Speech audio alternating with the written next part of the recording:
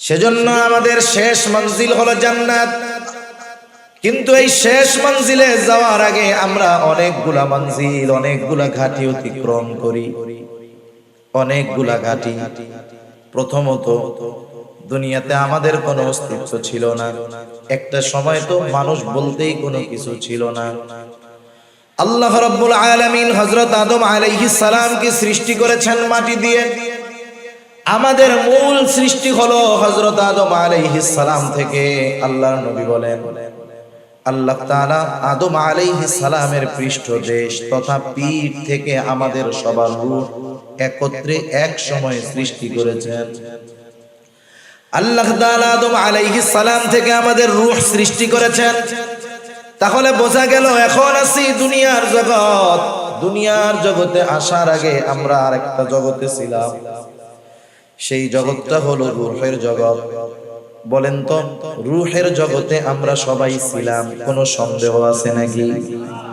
কিন্তু রূহের জগতে আমাদের অবস্থান কাল কত বছর ছিল এর হিসাব আমাদের কারো জানা আছে নাকি? হয়তো লক্ষ লক্ষ বছর আমরা রূহের জগতে ছিলাম। একটা সময় আল্লাহ তাআলা মা বাবার মাধ্যমে আমাদেরকে দুনিয়ায় পাঠাইছে। আল্লাহ রাব্বুল আলামিন যখন মায়ের গর্ভে 120 দিন পর ওই তুচ্ছ এক ফোঁটা নাপাক পানি একটা মৃত মাংসের টুকরায় প্রস্তুত হয়ে যায়, 120 দিন পর আল্লাহ তাআলার আদেশে ফেরেশতারা হাজির হয়ে যায়। মায়ের পেটের মধ্যে আমি আপনি ছিলাম মৃত। এজন্য আল্লাহ তাআলা কোরআনুল কারীমের মধ্যে আগেই বলছেন মরার কথা, আল্লাযী খালাকাল মাউতা ওয়াল হায়াতা লিয়াবলুয়াকুম আইয়ুকুম আহসানু আমালা। এই জায়গায় আল্লাহ তাআলা আগে বলছেন কি, আল্লাযী খালাকাল মাউতা, যিনি আগে মউত সৃষ্টি করেছেন। তার মানে দুনিয়ায় প্রাণ পাওয়ার আগে আমরা মৃত ছিলাম, মায়ের পেটে কি ছিলাম? মরা। ফেরেশতারা আল্লাহ তাআলার আদেশে 120 দিন পর এসে আমি আপনি ছিলাম মৃত একটা মাংসের টুকরা। ওই মাংসের টুকরার মধ্যে আল্লাহ তাআলার আদেশে রূহ ফুঁকে দিল, রূহ, প্রাণ। কত কুদরত! ওই দিন শুধু প্রাণ ফুঁকে দিছে, রূহ দিয়েছে এমনটা নয়। এই মাংসের বডির সাথে ওই রূহটা কতদিন থাকবে সেই দিন সেটাও নির্ধারিত হয়ে যায়। কতদিন এই দেহের সাথে রূহ থাকবে সেটা মায়ের পেটের মধ্যে থাকতেই লেখা হয়ে গেছে। অগণিত দুরূদ ও সালাম সাইয়্যিদুল আম্বিয়া, আশরাফুল আম্বিয়া, খাতামুল আম্বিয়া, বিশ্বনবী, শেষ নবী, শ্রেষ্ঠ নবী মুহাম্মদুর রাসূলুল্লাহ সাল্লাল্লাহু আলাইহি ওয়াসাল্লামের প্রতি আমি আপনাদের খেদমতে পবিত্র কোরআনুল কারীমের সূরা আলে ইমরানের সর্বশেষ আয়াত ও পবিত্র কোরআনুল কারীমের সর্ববৃহৎ সূরা বাকারা থেকে দুইটা আয়াত ও রাসূল আকরাম সাল্লাল্লাহু আলাইহি ওয়াসাল্লামের অগণিত হাদিস থেকে একটা হাদিস পাঠ করেছি। আল্লাহ সুবহানাহু ওয়া তাআলা সূরা আলে ইমরানের সর্বশেষ 200 নম্বর আয়াতে আমাদেরকে সফল মুমিন হতে বলেছেন। সফল মুমিন। কোরআনুল কারীমের অন্যতম একটি বৈশিষ্ট্য হলো কোরআনুল কারীমের মধ্যে আল্লাহ সুবহানাহু ওয়া তাআলা শুধু আদেশ করেন তা নয়, বরং যেই আদেশটা করেন সেই কর্মটা কিভাবে বাস্তবায়ন করতে হবে আল্লাহ তাআলা এটাও আমাদেরকে জানায় দেন। সুবহানাল্লাহ। এটা আল্লাহ সুবহানাহু ওয়া তাআলার বড় ইহসান আমাদের প্রতি, দয়া আমাদের প্রতি। যেমন আল্লাহ তাআলা মুত্তাকি হতে বলেছেন কোরআনুল কারীমের মধ্যে। এখন মুত্তাকি কিভাবে হবে আল্লাহ তাআলা কোরআনুল কারীমে জানিয়ে দিয়েছেন। যেমন ইয়া আইয়ুহাল্লাযীনা আমানুত্তাকুল্লাহ ওয়া কুনু মা'আস সাদিকিন। আল্লাহ তাআলা বলতেছেন, হে ঈমানদারেরা, আল্লাহ তাআলাকে ভয় করো। প্রশ্ন যদি করি আল্লাহ তাআলা ভয় কিভাবে করব, তাকওয়া কিভাবে অর্জন করব, আল্লাহ তাআলাই বলেন কুনু মা'আস সাদিকিন, তোমরা সত্যবাদীদের সঙ্গী হয়ে যাও। আবার আল্লাহ তাআলা আরেক জায়গায় বলেন ইয়া আইয়ুহাল্লাযীনা আমানুত্তাকুল্লাহ। আল্লাহ তাআলা বলেন, হে ঈমানদারেরা, তোমরা আল্লাহ তাআলাকে ভয় করো, মুত্তাকি হও। আমরা জিজ্ঞাসা করি কিভাবে হবে, আল্লাহ তাআলা বলেন কুলু কওলান সাদীদা, তোমরা সোজা কথা বলো। এরকম ভাবে আল্লাহ তাআলা আদেশ যেটা করেন, সাথে সাথে সেই আদেশ বাস্তবায়নের পদ্ধতিও আল্লাহ তাআলা কোরআনুল কারীমের মধ্যে জানায় দেন। এজন্য আল্লাহ তাআলা আমাদেরকে সফল হতে বলেছেন, এবং কি করলে সফলতা অর্জন করা যাবে এও আল্লাহ তাআলা আমাদেরকে জানিয়ে দিয়েছেন। কারণ দুনিয়াতে সফলতা বিফলতার ভিত্তি মানদণ্ড একরকম, সংজ্ঞা একরকম। আল্লাহ তাআলার কাছে সফলতা বিফলতার সংজ্ঞা আর একরকম। দুনিয়াতে আমরা সফল কাকে বলি? দুনিয়ার লাইনে যে প্রসিদ্ধি অর্জন করে, অনেক সম্পদের মালিক হয় অল্প সময়ে অনেক বড় নেতা হয়ে যায়, পদ লাভ করে, অনেক বড় দুনিয়াবি ডিগ্রি অর্জন করে, আমরা লোকটাকে বলি সে একজন সফল মানুষ, সফল ব্যবসায়ী। কিন্তু আল্লাহ সুবহানাহু ওয়া তাআলার কাছে দুনিয়াবি এই সফলতা অর্জন করলেই আসল সফল হওয়া যায় না। কারণ দুনিয়া সম্পৃক্ত যেই সফলতা, এটা চোখ বন্ধ হওয়ার সাথে সাথে সেটা শেষ। একজন বড় ডিগ্রি লাভ করলো, ডক্টরেট শেষ করলো, পিএইচডি করলো, বলেন তো মৃত্যুবরণ করার সাথে সাথে তার এই ডক্টরেট ডিগ্রির কোনো দাম আছে? কোনো দাম নেই। একজন অনেক টাকার মালিক হলো, চোখ বন্ধ করার সাথে সাথে বলেন তো এই টাকার কোনো দাম আছে? তাহলে বোঝা গেল দুনিয়া সম্পৃক্ত সফলতা আমরা যাকে বলি, এটা চোখ বন্ধ হওয়ার সাথে সাথেই শেষ হয়ে যায়। কিন্তু আল্লাহ তাআলা আমাদেরকে এমন সফল হতে বলেছেন যেই সফলতার শুরু আছে শেষ নাই। সেজন্য আল্লাহ তাআলার সংজ্ঞায় সফলতা অন্য জিনিস। আমরা যাদেরকে সফল ভাবি, আল্লাহ তাআলার কাছে তারা সফল নাও হতে পারে। সফল তাহলে কারা? আল্লাহ তাআলা কোরআনুল কারীমের মধ্যে বলেন, ফামান যুহজিহা আনিন নার ওয়া উদখিলাল জান্নাতা ফাকাদ ফাজ। আল্লাহ রাব্বুল আলামিনের সংজ্ঞায় সফল হলো তারা জাহান্নাম থেকে বেঁচে জান্নাতে যাবে যারা। আল্লাহ তাআলার সংজ্ঞায় সফল হলো তারা। আর যেই দিন আল্লাহ রাব্বুল আলামিন সফলতা বিফলতার সার্টিফিকেট দিবেন, সনদ দিবেন, সেই দিনটা হলো কিয়ামতের দিন। একটু আগেই আল্লাহ রাব্বুল আলামিন বলেন, ওয়া ইন্নামা তুওয়াফাউনা উজুরাকুম ইয়াওমাল কিয়ামাহ ফামান যুহজিহা আনিন নার ওয়া উদখিলাল জান্নাতা ফাকাদ ফাজ।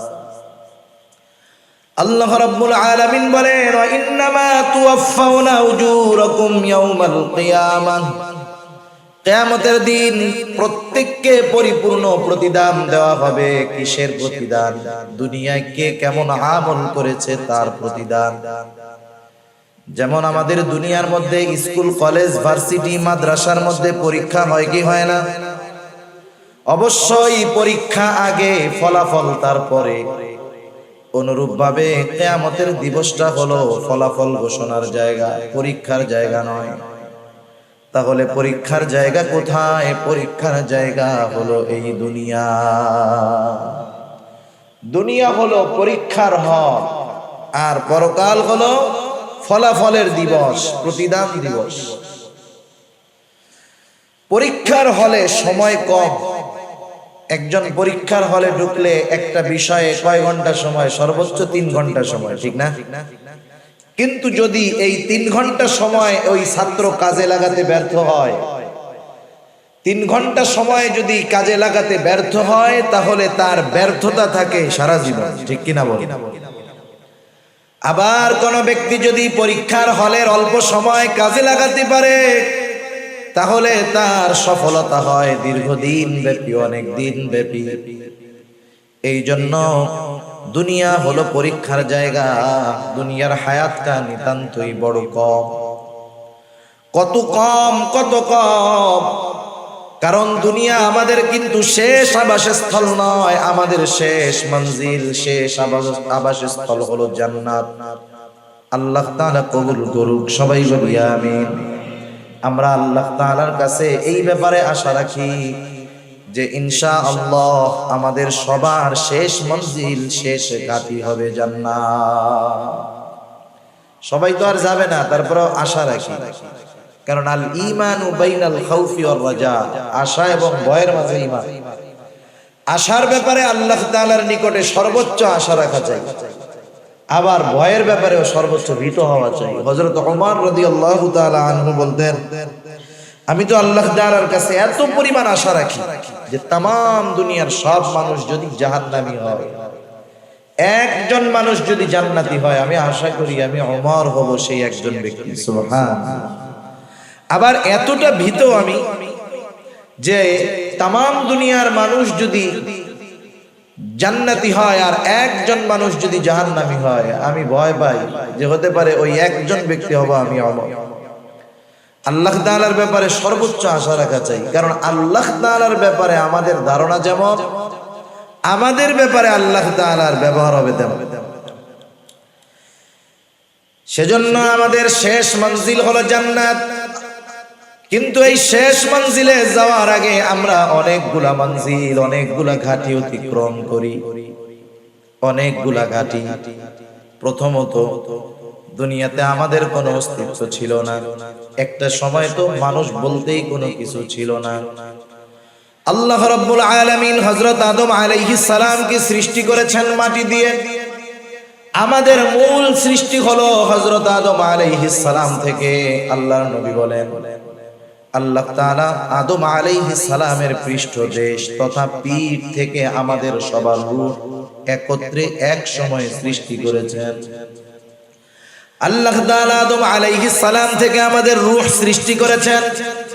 তাহলে বোঝা গেল এখন আছি দুনিয়ার জগৎ, দুনিয়ার জগতে আসার আগে আমরা আরেকটা জগতে ছিলাম, সেই জগৎটা হলো রূহের জগৎ। বলেন তো, রূহের জগতে আমরা সবাই ছিলাম, কোনো সন্দেহ আছে নাকি?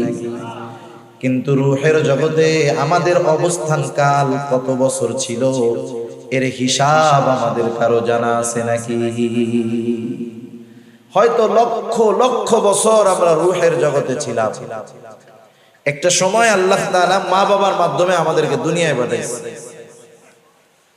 আল্লাহ রাব্বুল আলামিন যখন মায়ের গর্ভে 120 দিন পর ওই তুচ্ছ এক ফোঁটা নাপাক পানি একটা মৃত মাংসের টুকরায় প্রস্তুত হয়ে যায়, 120 দিন পর আল্লাহ তাআলার আদেশে ফেরেশতারা হাজির হয়ে যায়।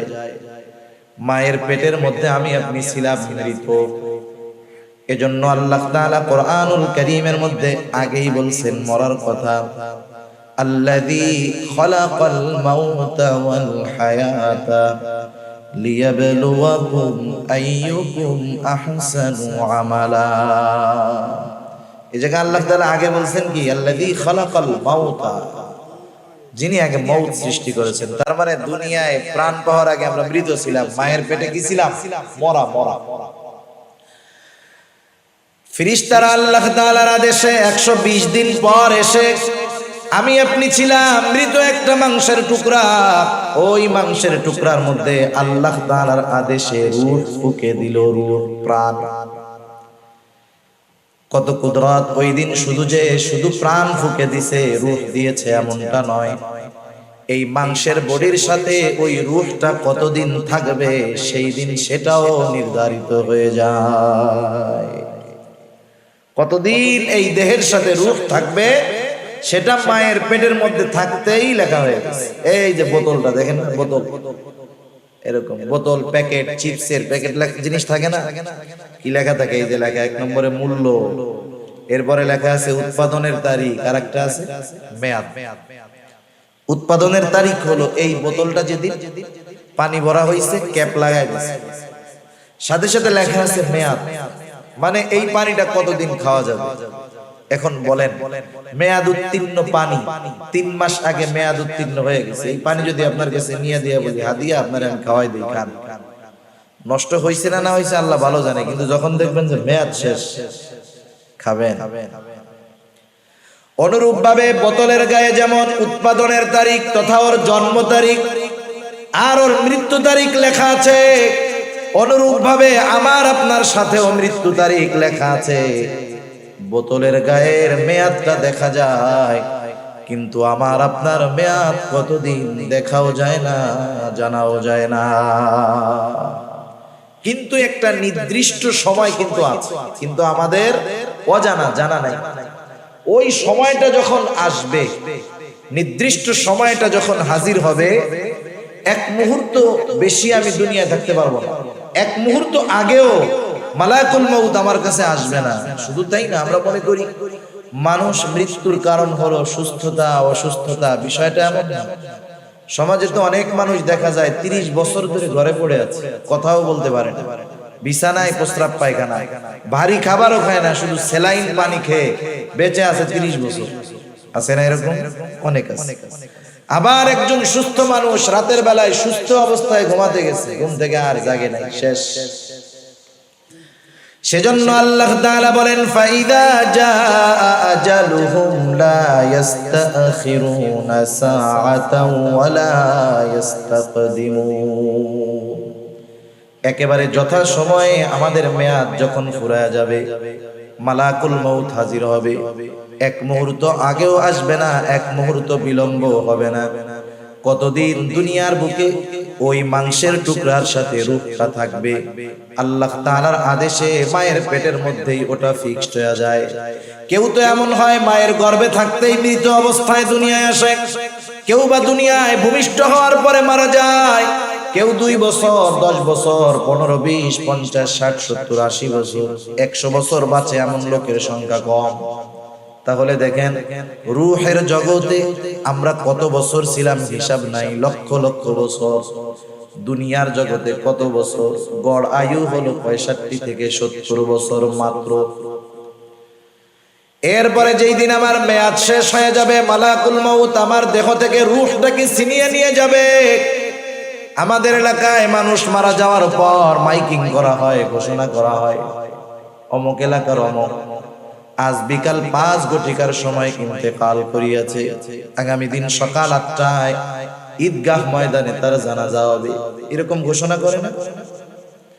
কি বলে? বলে ইন্তেকাল করিয়াছে। ইন্তেকাল শব্দের অর্থ হলো স্থানান্তরিত হওয়া। এক জায়গায় ছিল আর এক জায়গায় গেছে, তার মানে আব্দুর রহিম শেষ হয়ে যায় নাই। আব্দুর রহিম এতকাল দুনিয়ার জগতে ছিল, স্থানান্তরিত হয়ে নতুন এক জগতে পদার্পণ করেছে, যেই জগতের নাম হলো আলমে বারজাখ। কবর জগতে গেছে, নতুন এক জগতে গেছে। মাঝে মধ্যে আপনাদের বাজারে দেখবেন এক বিল্ডিং এ অনেক দিন অগ্রণী ব্যাংক আছে, এইবার ব্যাংক ওই বিল্ডিং চেঞ্জ করে আরেক জায়গায় গেছে। এবার ওইখানে লেখা থাকে ব্যাংক স্থানান্তর করা হয়েছে। ব্যাংক চলে যায় নাই, স্থানান্তর করা হয়েছে। এখানে ছিল আরেক জায়গায় নেওয়া হয়েছে। আমরা ছিলাম দুনিয়ার জগতে, যেতে হবে নতুন এক জগতে, এটার নাম হলো আলমে বারজাখ, সোজা কথায় কবর জগৎ। ওইখানে আমাদের কতদিন থাকতে হবে বলেন তো? হিসাব আছে নাকি? হয়তো লক্ষ লক্ষ বছর পার হয়ে যাবে, এরপরেও কবর জগতের একদিন অবসান ঘটবে, কবর জগৎ একদিন শেষ হয়ে যাবে। নতুন এক জগতের দিকে আমাদেরকে রওনা হতে হবে। আল্লাহ তাআলা কোরআনুল কারীমের মধ্যে বলেন, ওয়া নুফিখা ফিস সূরি ফাসাইকা মান ফিস সামাওয়াতি ওয়া মান ফিল আরদ সুম্মা নুফিখা ফীহি উখরা ফাইদা হুম কিয়ামুন ইয়ানদুরুন। আল্লাহ রাব্বুল আলামিনের আদেশে ইসরাফিল আলাইহিস সালাম সিংহায় ফুৎকার দিবে। প্রথমবার সিংহায় ফুৎকার দেওয়ার পর এত আওয়াজ হবে, ফাসাইকা মান ফিস সামাওয়াতি ওয়া মান ফিল আরদ, আসমান জমিন এই দুইটার মাঝে যা আছে সব অজ্ঞান হয়ে যাবে, মৃত্যু ঘটে যাবে তাদের। এরপরে দীর্ঘকাল পর আল্লাহ তাআলার আদেশে ইসরাফিল আলাইহিস সালাম আরেকটা সিংহায় ফুৎকার দিবে। আল্লাহ তাআলা বলেন, সুম্মা নুফিখা ফীহি উখরা ফাইদা হুম কিয়ামুন ইয়ানদুরুন। অতঃপর যখন দ্বিতীয় ফুৎকার দেওয়া হবে, মানুষেরা যে যেখানে মৃত্যুবরণ করেছিল, যাকে যেখানে দাফন করা হয়েছিল, প্রত্যেকের অবস্থান থেকে উঠে দাঁড়িয়ে যাবে, সুবহানাল্লাহ। আর এদিকে ওদিকে তাকায় দেখবে কি হইতেছে, কি হচ্ছে এগুলা। কিয়ামতের দিন যখন মানুষেরা দেখবে জমিন তার অভ্যন্তরে যা ছিল সব উগরায়া দিচ্ছে। মুফাসসিরিনে কেরাম বলেন এগুলো মানুষের দেহ, কোন মুফাসসির বলেন এগুলা হলো স্বর্ণের খনি টনি সব। আর ওরা দেখবে হায়রে, তারা বলবে ক্বালাল ইনসানু মা লাহা, কি হইতেছে এগুলার জন্যই তো দুনিয়াতে সব কিছু করছিলাম, আল্লাহর অবাধ্য হয়েছিলাম, নাফরমানি করেছিলাম, কি হইতেছে এগুলা। মানুষ অবাক হয়ে যায়। আল্লাহ তাআলা কোরআনুল কারীমের মধ্যে আরেক জায়গায় বলেন মানুষেরা যখন কিয়ামতের দিন উঠবে, শুধু তাই না, আল্লাহ রাব্বুল আলামিন তাদের রবের দিকে তারা ছুটতে থাকবে। নতুন এক জগতে পদার্পণ, ছিলাম আলমে বরজখ, এখন উঠে গেলাম হাসরের ময়দানে। এটাও মনে করেন একটা মঞ্জিল। এই মঞ্জিলের বিশালতা কত বড়, আল্লাহ রাব্বুল আলামিন কোরআনুল কারীমের মধ্যে বলেন ইয়াউমান কানা মিকদারুহু 50,000 সানা। কিয়ামতের এক একটা দিনের মেয়াদ দুনিয়ার 50,000 বছরের সমান। একটা সময় বিচার আচার হবে, মানুষেরা প্রথমে তো দুই ভাগে ভাগ হবে। আল্লাহ তাআলা বলেন ফারিকুম ফিল জান্নাহ ওয়া ফারিকুম ফিস সাঈর। একটা দল জান্নাতি আর একটা দল জাহান্নামী। জান্নাতের মধ্যে থাকবে দুই অবস্থা, এক দল থাকবে বেঈমান, তারা অনন্তকাল জাহান্নামী, আর এক দল থাকবে ঈমানদার তবে গুনাহগার নাফরমান। এই মানুষগুলা পাপের শাস্তি ভোগ করার পর ঈমানের কারণে তারাও জান্নাতে প্রবেশ করবে। এইবার যারা জান্নাতি অনন্তকাল জান্নাতি, এইবার যারা জাহান্নামী অনন্তকাল জাহান্নামী। এই জান্নাতি এদের অবস্থান জান্নাতে শুরু হবে, শেষ হবে না। জাহান্নামে যারা অবস্থান করবে অনন্তকাল অবস্থান করবে, সময় শেষ হবে না। এই যে মঞ্জিলগুলা গেল, কথা বুঝতেছেন আপনারা? সজাগ আছেন তো? এই যে মঞ্জিলগুলা গেল, রূহের জগৎ, দুনিয়ার জগৎ, কবর জগৎ, কিয়ামত দিবস, জান্নাত অথবা জাহান্নাম, এই মঞ্জিলগুলা আমাদের অতিক্রম করা লাগবে। একটা করছি, সামনে আরো করতে হবে। বলেন তো সবচাইতে কম সময় কোন মঞ্জিলে থাকা হয়? একটু জোরে বলেন না, কোথায়? 60-70 বছর। পরীক্ষার হলের সময় কম না বেশি? একটা সাবজেক্ট পড়ে 2 বছর, পরীক্ষা দেয় 3 ঘন্টা। সেজন্য দুনিয়ার হায়াত কম, কিন্তু এই হায়াতের দামটা বেশি। সেজন্য যদি দুনিয়ার এই হায়াত আমরা কাজে লাগাতে পারি, অনন্তকালের সফলতা অর্জন করা যাবে। এজন্য অনন্তকালের সফল যদি হতে হয়, দুনিয়ার সময়টাকে কাজে লাগাতে হবে, ঠিক কিনা বলেন? এখন তাহলে অনন্তকালের সফলতা আমরা কিভাবে অর্জন করতে পারি? সূরা আলে ইমরানের সর্বশেষ আয়াতে আল্লাহ রাব্বুল আলামিন আমাদেরকে বলেন ইয়া আইয়ুহাল্লাযীনা আমানু, আল্লাহ তাআলা বলেন হে ঈমানদারেরা, ইসবিরু, তোমরা সবর করো। শুধু সবর করলে হবে না, ওয়াসাবিরু, সবরের উপরে তোমরা অটল থাকো। ওয়ারাবিতু, সর্বদা জিহাদের জন্য প্রস্তুত থাকো। 4 নাম্বার, ওয়াত্তাকুল্লাহ, আল্লাহ তাআলাকে ভয় করো। কেন এই 4 গুণ আমরা অর্জন করব? আল্লাহ তাআলা বলেন লাআল্লাকুম তুফলিহুন, যাতে তোমরা শুধু মুমিন নয়, সফল মুমিন হতে পারো। সফল কারা? জান্নাতে যাবে যারা। সফল কারা? জান্নাতে যাবে যারা। আমরা সবাই সফল হইতে চাই না? সবাই চাই তো? আল্লাহ কবুল করুন। তাহলে 1 নাম্বার গুণ হলো, যদি সফল হতে চাই, আল্লাহ তাআলা বলেন হে ঈমানদারেরা, ইসবিরু, তোমরা সবর করো। সবর, সবর বলতে আমরা কি বুঝি? সবর কোথায় করব, কিভাবে করব, আমাদের অনেকের জানা নাই। অনেক সময় আমরা মনে করি বিপদ আপদ মুসিবত কষ্ট ক্লেশ এখানেই মনে হয় শুধু সবর। সবর মনে হয় আর কোনো জায়গায় নাই। কিন্তু তাফসীরে মারিফুল কোরআন সহ দুনিয়ার যত প্রসিদ্ধ তাফসীর রয়েছে প্রত্যেকটা তাফসীরের মধ্যে মুফাসসিরিন একরাম জানায় দেন সবর শুধু বিপদ আপদ মুসিবতের মধ্যে নয়, সবর হবে 3 জায়গায়। কয় জায়গায় হবে সবর? 3 জায়গায়। 1 নাম্বার সবর হবে সবরুন আলাত তাআত, আনুগত্যের মধ্যে সবর। আনুগত্যের মধ্যে হবে সবর, তথা সবরুন আলাল ইবাদাহ, ইবাদতের মধ্যে সবর। কারণ আনুগত্যটাই হলো ইবাদত। আল্লাহ এবং রাসূলের পরিপূর্ণ আনুগত্য যারা করে তারাই মূলত ইবাদত করে। সেই জন্য আল্লাহ তাআলার যত আদেশ আছে নিষেধ আছে সবগুলা বিনা যুক্তিতে বিনা চিন্তায় মেনে নেওয়ার নাম হলো আনুগত্যতা। আল্লাহ তাআলা যেটা করতে বলছেন সেটা করা, যেটা নিষেধ করেছেন সেটা থেকে বিরত থাকা, সোজা কথা শেষ। এরপরে 2 নাম্বার সবর হবে সবরুন আনিল মাআসি, পাপের ক্ষেত্রে সবর।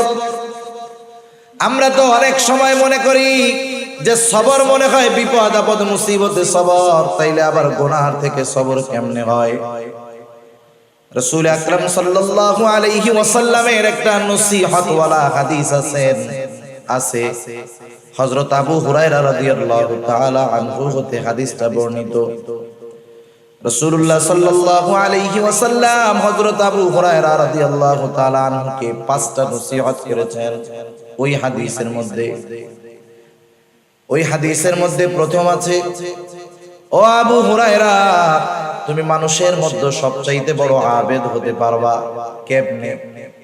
আমরা তো মনে করি নামাজ যে বেশি পড়ে সে বড় আবেদ, তাহাজ্জুদ যে বেশি পড়ে সে বড় আবেদ, নফল করাটা বাদ যায় না সে বড় আবেদ।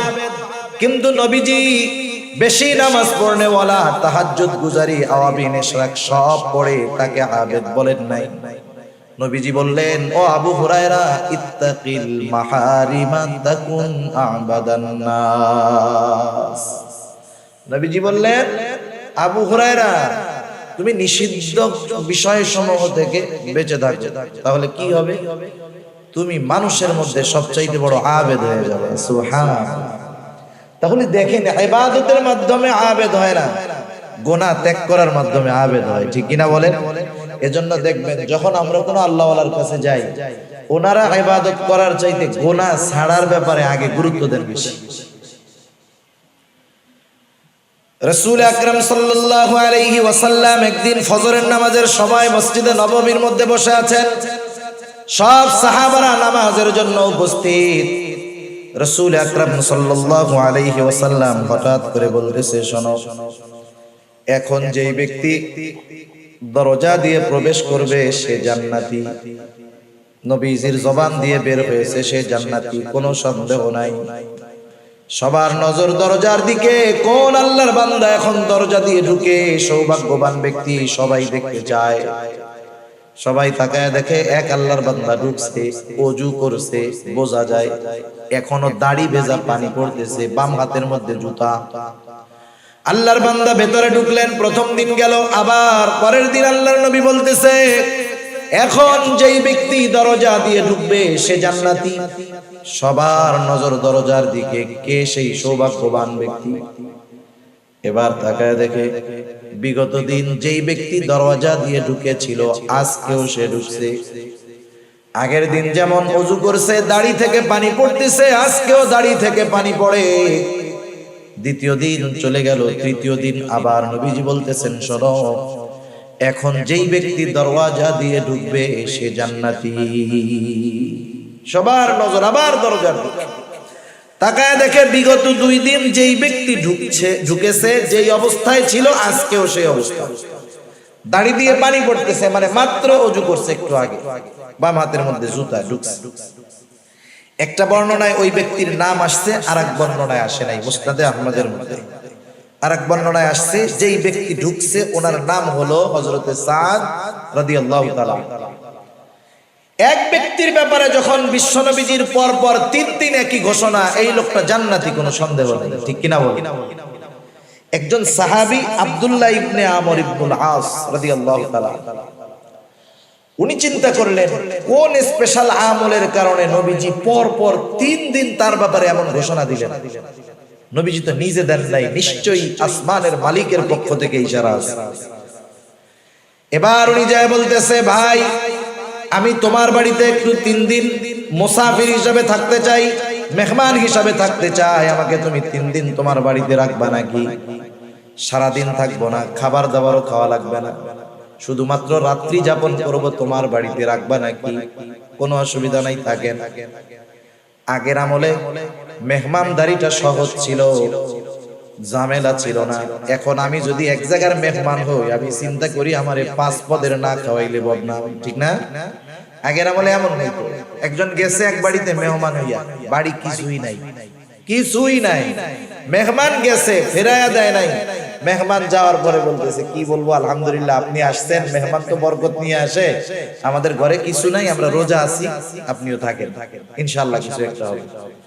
আর এখন মেহমান আসলে আমার ঘরে কিছু নাই, আমি যদি বলি আমারও ইজ্জত শেষ, মেহমানের ইজ্জত শেষ, ঠিক কিনা বলি? সেজন্য আগে মেহমান আসলে মানুষ খুশি হইতেছে, বরকত আসতেছে। এখন মেহমান আসলে টেনশনে পড়ে যায় যে মাসের শেষ, কি খাওয়ামু, কি করবো, কি বদনাম করবে আত্মীয় স্বজনের কাছে যায়, ঠিক আছে? সব লোক দেখানো লৌকিকতা হয়ে গেছে আমাদের, ঠিক কিনা বলি? সেজন্য মেহমান আসলে বরকত আগের মতো আসে না, আমাদের নিয়তের গরমিলের কারণে। এখন উনি রাতের বেলা থাকবে, খাবে টাবে না, কিন্তু উনি তো থাকবে ঘুমানোর জন্য না, দেখার জন্য রাতের বেলা কি আমল করবে।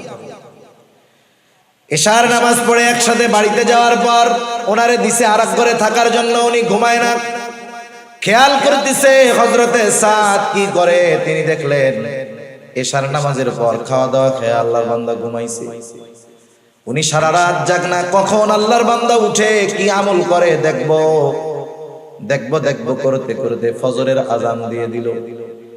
উনি ঘুম থেকে উঠলেন, জরুরত সেরে ওযু করে মসজিদের দিকে রওনা হয়ে গেলেন নামাজ পড়ার জন্য।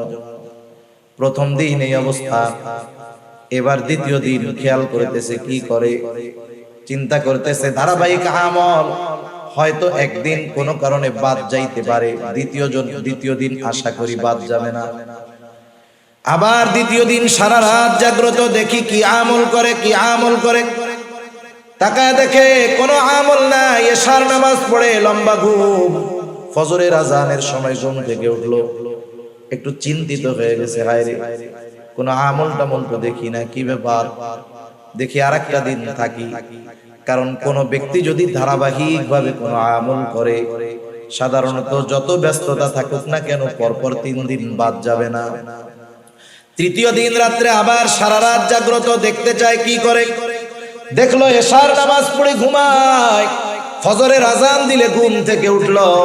এবার আর মনের মধ্যে কৌতূহল চাপায় রাখতে পারে নাই, প্রশ্ন করতেছে এবার ওকে যে, ভাই শোনো, পরপর 3 দিন তোমার বাড়িতে অবস্থানের একটা কারণ আছে। এর আগে পরপর 3 দিন ফজরের নামাজের সময় আমরা মসজিদের ভিতর নবীজি ঘোষণা করলেন, এখন যেই ব্যক্তি দরজা দিয়ে ঢুকবে সে জান্নাতি। আমরা পরপর 3 দিন দরজার দিকে তাকায় দেখলাম, পরপর 3 দিন যেই ব্যক্তি ঢুকেছে তুমি হলা সেই ব্যক্তি। পরপর তোমার নামে নবীজি 3 দিন এই ঘোষণা দিয়েছে, তুমি তো জান্নাতি, কোনো সন্দেহ নাই। কিন্তু এই 3 দিন রাত্রে তোমার বাড়িতে ছিলাম, তোমার আমল দেখার কিছুই তো পাইলাম, কি করলা একটু কও তো। হযরতে সাদ রাদিয়াল্লাহু তাআলা আনহু বলেন, নবীজি যদি আমার ব্যাপারে এমন ঘোষণা দিয়ে থাকেন তো আলহামদুলিল্লাহ, আল্লাহর কৃতজ্ঞতা প্রকাশ করি। তুমি যে উদ্দেশ্য আসছো, আমার এমন কোনো আমল নাই। আমি কি করি শোনো, এশার নামাজ পড়ে রাতে ঘুমাতে যাই। যখন আমি ঘুমাতে যাই, আমাকে যারা কষ্ট দিয়েছে আমি তাদেরকে মাফ করে দেই, ক্ষমা করে দেই। কারো অন্তরের মধ্যে যদি হিংসা বিদ্বেষ কারো ব্যাপারে থাকে, আমি সব দূর করে জাড়া দিয়ে ঘুমায়া যাই। মনটাকে পরিষ্কার করে আমি ঘুমাতে যাই, এতটুকু করি, এর চেয়ে আর বেশি কিছু না। এইবার আব্দুল্লাহ ইবনে আমর ইবনুল আস রাদিয়াল্লাহু তাআলা আনহু বলেন, তুমি যে রাতের বেলা অন্তরকে পাক সাফ করে ঘুমাও, এর জন্যই তোমার এই ফজিলত।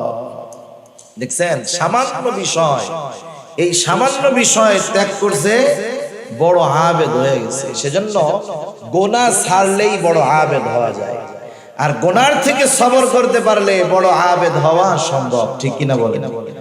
আর গোনা সামনে আসতেই পারে, গোনা সামনে আসলে চিন্তা করতে হবে, চোখ দিয়ে গোনা করব, চোখ তো আমার বন্ধু না, চোখ তো দুশ্মন।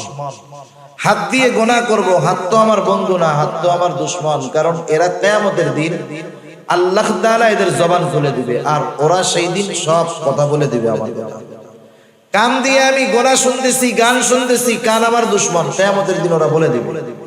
আমি যখন প্রত্যেকটা গোনা সামনে আসলে এই চিন্তাটা শুধু করব যে আমার আল্লাহ দেখতেছে, দুই কাঁধের ফেরেশতা দেখতেছে, যা কথা বলতেছি আরেক ফেরেশতা রেকর্ড করতেছে, এই হাত পা অঙ্গ প্রত্যঙ্গগুলো আমার গোনার সাক্ষী হচ্ছে, জমিন সাক্ষী হচ্ছে, সময় সাক্ষী হচ্ছে, কোথায় যাব?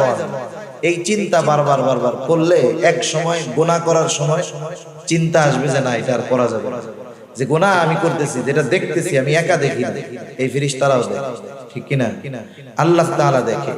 যা আমি শুনি এগুলো আল্লাহ তাআলা শোনেন, তাহলে আমি কোথায় যাব? কোন জায়গায় আমার যাইয়া গুনাহ করার উপায় নাই। এই চিন্তা যখন ভেতরে আমি আস্তে আস্তে ঢুকাবো, তখন গুনার থেকে আমি সবর করতে পারবো, বেঁচে থাকতে পারবো। 3 নাম্বার সবর হলো সবরুন আলাল মাসায়েব, বিপদ আপদ মুসিবতের ক্ষেত্রে সবর। বিপদ আপদ মুসিবত দুনিয়াতে আসবে, এটা স্বাভাবিক, সেই কথাই আল্লাহ তাআলা জানায় দিলেন। আল্লাহ তাআলা বলেন, ওয়ালা নাবলুওয়ান্নাকুম বিশাইইম মিনাল খাউফি ওয়াল জুউ ওয়া নাকসিম মিনাল আমওয়াল ওয়াল আনফুসি ওয়াস সামারাত। আল্লাহ রাব্বুল আলামিন দুইটা তাকিদ যোগ করে বলেন, ওয়ালা নাবলুওয়ান্নাকুম, আমি অবশ্যই অবশ্যই তোমাদের পরীক্ষা নিব। আল্লাহ তাআলা কত মেহেরবান, কত দয়ালু, শুধু পরীক্ষা নিবেন এই ঘোষণা দিলেন না, পরীক্ষাগুলা কোন কোন পদ্ধতিতে হবে এই সাজেশন গুলাও আল্লাহ তাআলা জানায় দিলেন। সুবহানাল্লাহ বলেন।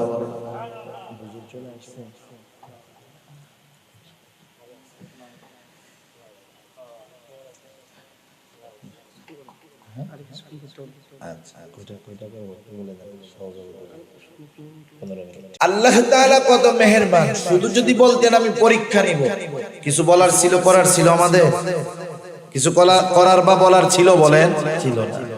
কিন্তু পরীক্ষাগুলা কিভাবে নেবেন আল্লাহ তাআলা বলে দিলেন। যেমন দেখেন, পরীক্ষার আগে ছাত্ররা ওস্তাদদের কাছে যায়, স্কুলেও যায়, মাদ্রাসায়ও যায়, যার পরে কি বলে যে হযরত কিতাব তো অনেক বড়, একটু দাগায় দেন কোন কোন গুলো আসতে পারে। হযরত তো দাগায় দেয়, তাহলে কি হয়, বিশাল কিতাব পরীক্ষার জন্য সব যদি পড়তে হয় কঠিন হয়ে যাবে। একটু সংক্ষিপ্ত যদি হয়ে যায়, সাজেশন যদি পাওয়া যায়, তাইলে প্রস্তুতি নেওয়াটা সহজ হয়, ঠিক কিনা বলেন? আল্লাহ তাআলা কত মেহেরবান, সংক্ষিপ্ত সাজেশন দিয়ে দিয়েছেন। আর যখন কি পরীক্ষা হবে, কোন বিষয়ের পরীক্ষা হবে জানা যায়, ওটার প্রস্তুতিও নেওয়া যায়, ঠিক কিনা? একটা মেধাবী ছাত্র, খুব ভালো ছাত্র, হঠাৎ করে ফজরের নামাজের সময় উঠছে, ওরে বলা হলো চলো এখনই তোমার এই কিতাবের পরীক্ষা দিতে হবে। ও যত ভালো ছাত্র হোক, মানসিক একটা প্রস্তুতির ব্যাপার আছে, এখানে ওর পরীক্ষা খারাপ হয়ে যাবে। কিন্তু যদি বলা হয় ওই ছাত্রকে যে তোমার কিন্তু পরীক্ষা 2 মাস পরে এই বিষয়ের নেওয়া হবে, ও যখন প্রস্তুতি নেওয়ার সুযোগ পাবে, ওর পরীক্ষা ভালো হবে, ঠিক কিনা? আল্লাহ তাআলা আগের থেকেই আমরা জানি প্রস্তুতি নিতে পারি, পরীক্ষায় যেন ফেল না হয়, এজন্য আল্লাহ তাআলা আগের থেকে জানায় দিয়েছেন পরীক্ষা কিসের কিসের মধ্যে হবে। সুবহানাল্লাহ। আল্লাহ তাআলা বলেন, ওয়ালা নাবলুওয়ান্নাকুম বিশাইইম মিনাল খাউফি ওয়াল জু'। আল্লাহ তাআলা বলেন, আমি অবশ্যই অবশ্যই তোমাদের পরীক্ষা নিব কিছু ভয়ের মাধ্যমে, ওয়াল জু', ক্ষুধা তথা অভাব দারিদ্রতার মাধ্যমে আমি আল্লাহ পরীক্ষা নিব। ওয়া নাকসিম মিনাল আমওয়াল, মালের লস, মালের ক্ষতির মাধ্যমে আমি আল্লাহ পরীক্ষা নিব। ওয়াল আনফুস, জানের ক্ষতির মাধ্যমে পরীক্ষা নিব। হতে পারে সেই জানের ক্ষতি আমার নিজের হতে পারে, অসুস্থতা নিজের হতে পারে, অথবা প্রিয়জনের হতে পারে। মনে করেন আল্লাহ তাআলার কাছে চাইতে চাইতে 10 বছর পরে আল্লাহ তাআলা একটা সন্তান দিলেন। যে আল্লাহ সন্তান দিলেন, সে আল্লাহ চাইলে নিয়েও যাইতে পারেন। এইবার সন্তানটার বয়স যখন হলো 2-3 বছর, আব্বু আব্বু ডাকে, আম্মু আম্মু ডাকে, আবার ছেলেটারে আল্লাহ নিয়ে গেল। জানের ক্ষতি নিজের মাধ্যমে, নিজের জানের ক্ষতি অথবা প্রিয়জনের জানের ক্ষতির মাধ্যমে আল্লাহ তাআলা পরীক্ষা নেন। ওয়াসসামারাত, ফল ফসলের ক্ষতির মাধ্যমে আল্লাহ তাআলা পরীক্ষা নেন। কি পরীক্ষা নেন? আল্লাহ তাআলা দেখতে চান বান্দা কি বিপদ আপদ মুসিবতে পড়ার পর আমি আল্লাহর দিকে ফিরে আসে নাকি অন্য দিকে চলে যায়। ইমানের ৬টি ভিত্তির অন্যতম ভিত্তি হলো আল কদরি খাইরিহি ওয়া শাররিহি মিনাল্লাহি তাআলা। তাকদীরের ভালো মন্দ তথা গোটা জিন্দেগীর সব কল্যাণ অকল্যাণ কার তরফ থেকে হয়? আল্লাহর তরফ থেকে। আল্লাহ তাআলাই কল্যাণ দেন, আল্লাহ তাআলাই অকল্যাণ দেন।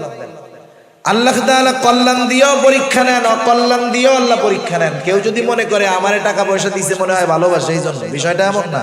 তাইলে কারুন হইতো আল্লাহর সবচাইতে ভালোবাসার পাত্র, ঠিক কিনা বলেন? সেজন্য আল্লাহ দিয়েও পরীক্ষা নেন, না দিয়েও পরীক্ষা নেন। দিয়ে কি পরীক্ষা নেন? দিয়ে দেখেন যে শুকর করে কিনা, ফখর করে কিনা, গর্ব করে কিনা, আমি আল্লাহকে ভুলে যাই কিনা। না দিয়ে পরীক্ষা নেন যে অভাবে পড়া সে অবৈধ পথে যায় কিনা, আমি আল্লাহকে ভুলে যাই কিনা, আমি আল্লাহকে দোষারোপ করে কিনা। এজন্য আল্লাহ তাআলা যে কত মেহেরবান, বিপদ দিবেন নিজে জানায়া দিলেন, আবার তিনিই বলেন যে বিপদে পড়লে কি করবা, আমি আল্লাহ তোমাদেরকে বলে দিব। সুবহানাল্লাহ।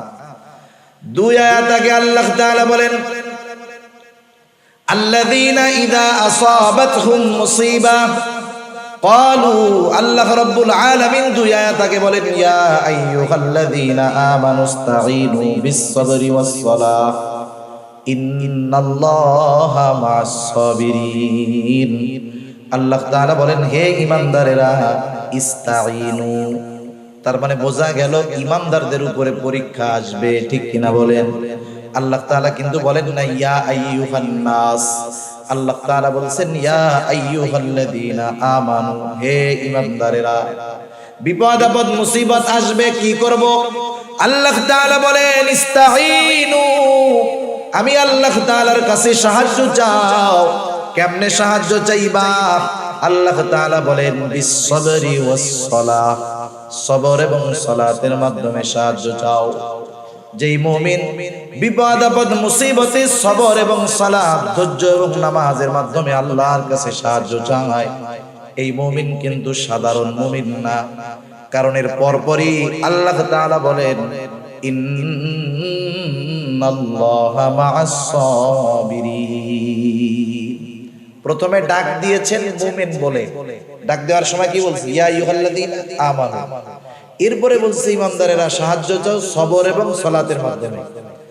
এরপরে আল্লাহ তাআলা এইটা বলেন নাই যে ইন্নাল্লাহা মা'আল মুমিনিন, এটা বলেন নাই। তার মানে আল্লাহ তাআলা বললেন যেই মুমিন সবর এবং সালাতের মাধ্যমে সাহায্য চায় সে সাধারণ মুমিন না, সে সবের মুমিন। সুবহানাল্লাহ। আল্লাহ উপাধি দিয়ে এবার ডাকছে, স্পেশাল উপাধি দিয়ে যে সবের মুমিন। সেজন্য বিপদ আপদ আসবে, আসলে সাহায্য চাইতে হবে কার কাছে? এখন আমরা যে সবের মুমিন হইতে পারলাম কি পারলাম না, এর একটা প্রাথমিক পরিচয় আল্লাহ তাআলা দিয়ে দিয়েছেন। প্রত্যেকটা জিনিসের পরিচয় আছে না? মনে করেন রাস্তা দিয়ে চলতেছেন, কাদার মধ্যে মুরব্বীরা চলে আসছে, এরপরে কথা বলা বেয়াদবি, অল্প সময় কাদার মধ্যে চলতেছেন, হাঁটতেছেন, মাঝে মধ্যে পড়ে যায় না মানুষ? পড়ে গেলে কি করে? কেউ কেউ ওরে বাপরে, ওরে মারে। কেউ কেউ যে যে দরবারে মোহাব্বত করে সেই দরবারের বাবার নাম ধরে ডাকে, ঠিক না? সব জায়গাতে সবকিছু বলা যায়। অনেকে আবার কি বলে, ওরে মা, ওরে বাবা গেছি রে। ওই যে কেউ কেউ আছে শিয়া টাইপের, ওরা কয় ইয়া আলী গেছি। আবার কেউ কেউ বলে ও আল্লাহ। সবাই কি ও আল্লাহ বলে নাকি? আপনাদের ছোট ছোট বাচ্চা আছে, 2-3 বছরের বাচ্চা, 2 বছরের বাচ্চা, আপনি ওর বাপ, আপনি ওরে নিয়ে দোকানে গেছেন, বাড়ির বাইরে গেছেন। এই বাচ্চা যদি আপনার কোলেই কান্না শুরু করে, বলেন তো কাকে আগে ডাকবে? মা মা মা। ওই বাচ্চা যদি মার কোলে কান্না করে তাও আগে ডাকে মা, কারণ মার সাথে তার অন্তরের এমন এক কানেকশন, কষ্ট পাইলেই মা করে ডাকা যায়, কারণ তার অন্তরের সবচাইতে কাছে তখন থাকে মা। আর স্বাভাবিক বিষয়টা এমন, মানুষ যখন বিপদ আপদ মুসিবত কষ্ট ক্লেশের মধ্যে পড়ে, সর্বপ্রথম তার কথাই স্মরণ হয়, তাকেই মনে হয় যাকে সে সবচাইতে বেশি ভালোবাসে। এজন্য আল্লাহ রাব্বুল আলামিন বলেন ওয়ালা নাবলুওয়ান্নাকুম বিশাইইম মিনাল খাউফি ওয়াল জু' ওয়া নাকসিম মিনাল আমওয়ালি ওয়াল আনফুসি ওয়াস সামারাত ওয়া বাশশিরিস সাবিরিন। পরীক্ষা নিব আমি ওইগুলার মাধ্যমে, আর আপনি সুসংবাদ জানায়া দেন যেই মানুষগুলো সবের, বিপদ আপদ মুসিবতে আল্লাহ তাআলার কাছে ওই দুই পদ্ধতি অবলম্বন যারা করে তারাই সবের। আল্লাহ তাআলা বলেন বাশশিরিস সাবিরিন, ধৈর্যশীলদেরকে আপনি সুসংবাদ জানায়া দেন। এরপরে আল্লাহ তাআলা একটু পরিচয় দিচ্ছে ধৈর্যশীল কারা। আল্লাহ তাআলা বলেন সুসংবাদ জানায়া দেন ওই সমস্ত ধৈর্যশীলদেরকে যারা আল্লাযীনা ইযা আসাবাতহুম মুসিবা ক্বালু ইন্না লিল্লাহি ওয়া ইন্না ইলাইহি রাজিউন।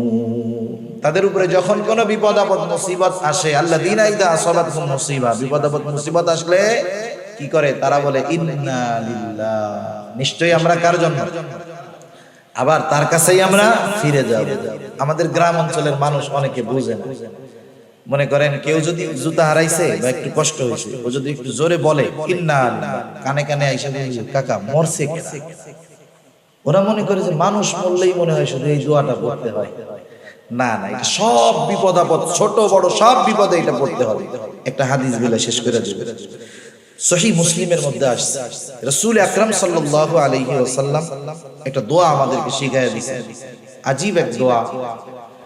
দোয়া তো আমরা কিছু হাদিস থেকে শিখি, কিছু কোরআন থেকে শিখি, কিছু দোয়া শুধু কোরআন থেকে, কিছু দোয়া শুধু হাদিস থেকে।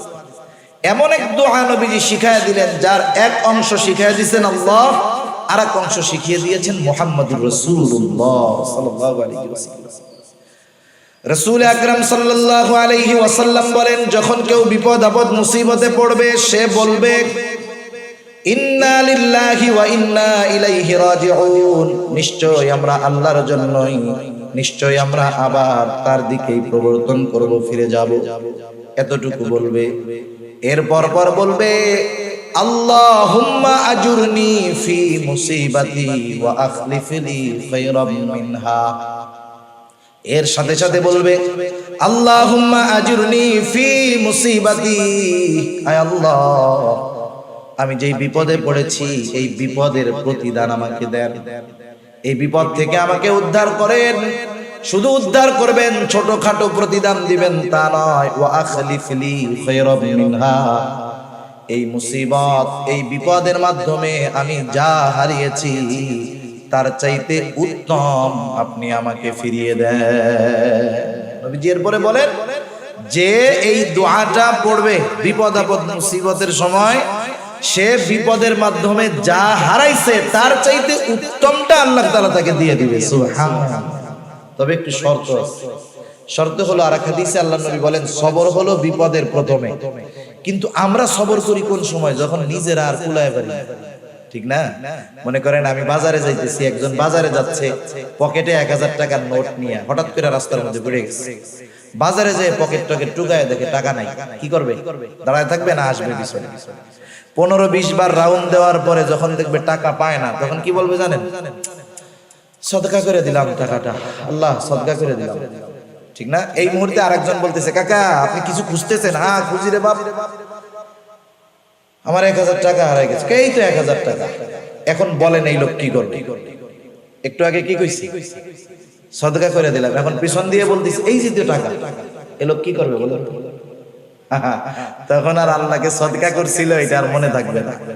তা যাই হোক, বিপদ আপদ মুসিবত যখন একবারে আমরা যখন না পারি তখন আল্লাহর উপরে নিয়ে যাই। কিন্তু উচিত হলো প্রথম থেকেই আল্লাহর উপরে ভরসা করা, শরীয় সমর্থিত পন্থায় চেষ্টা করা।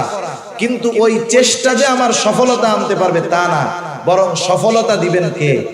আল্লাহ তাআলা। যেমন 1 মিনিট আর শেষ করে দিই।